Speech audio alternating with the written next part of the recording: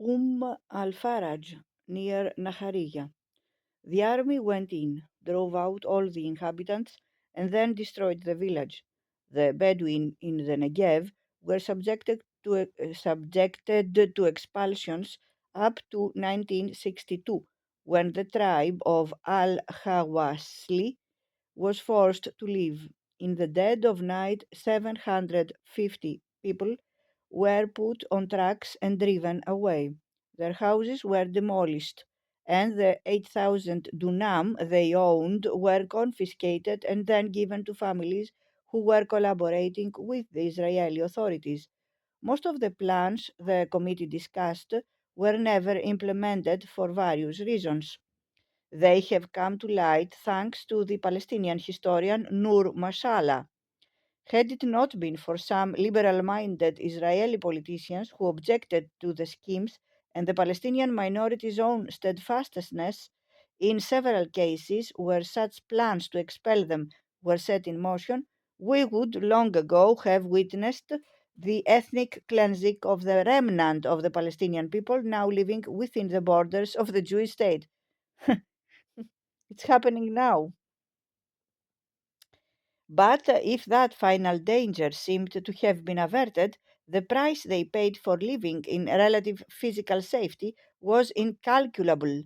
The loss not only of their land, but with it the soul of Palestine's history and future.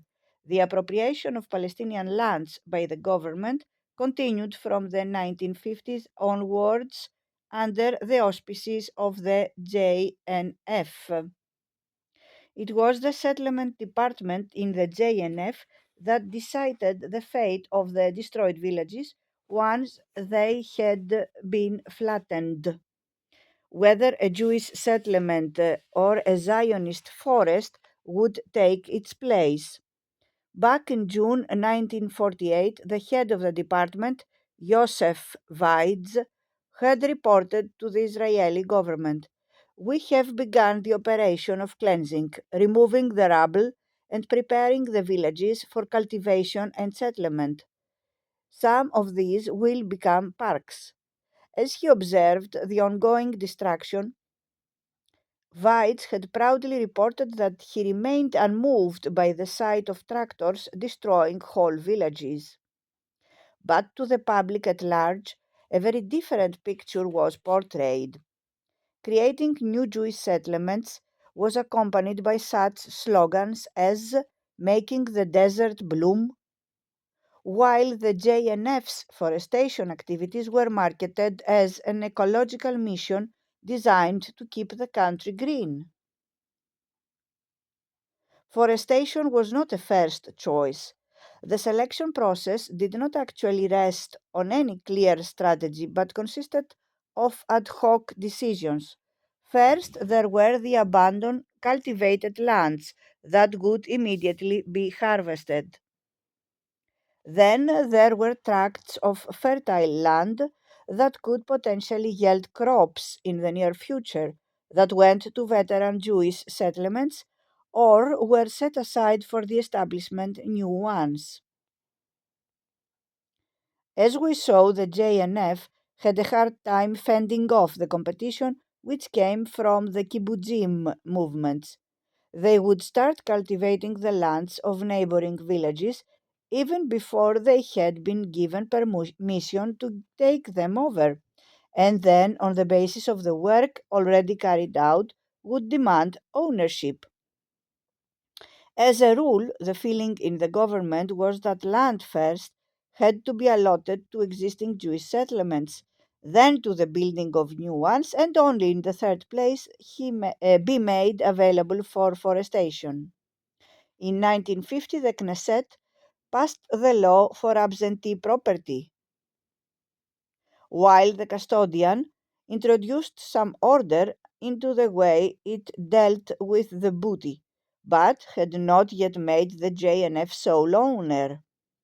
On the way to becoming the exclusive proprietor of Israel's new forests, almost all planted over the ruins of Palestinian villages destroyed in the ethnic cleansing of 1948, the JNF defeated the Ministry of Agriculture, which naturally sought control over the forestation issue. The state, however, recognized the advantage of giving the JNF a full mandate, not only as Israel's forest keepers, but also as the principal custodian of the lands as a whole, on behalf of the Jewish people. From now on, even on land it did not own, the JNF was responsible for safeguarding its Jewishness by prohibiting all transactions with non-Jews, namely Palestinians. This is not the place to expand on the complex trajectory the JNF followed in its struggle to keep its spoils. Its primary tool, however, was the use of government legislation. The JNF law was passed in 1953 and granted the agency independent status as landowner on behalf of the Jewish state. This law, and a host of others that followed, such as the Law of the Land of Israel and the Law of the Israel Land Authority (ILA), both passed in 1960, all reinforced this position. These were all constitutional laws determining that the JNF was not allowed to sell or lease land to non-Jews. They finalized the JNF's share in the overall state lands, 13%, but hid a much more complex reality that enabled the JNF to implement its policy of guarding the nation's land in areas beyond its direct control, simply because it had a decisive role in and impact on the directorship of the ILA, which became the owner of 80% of all state lands, the rest being owned by the JNF, the army, and the government.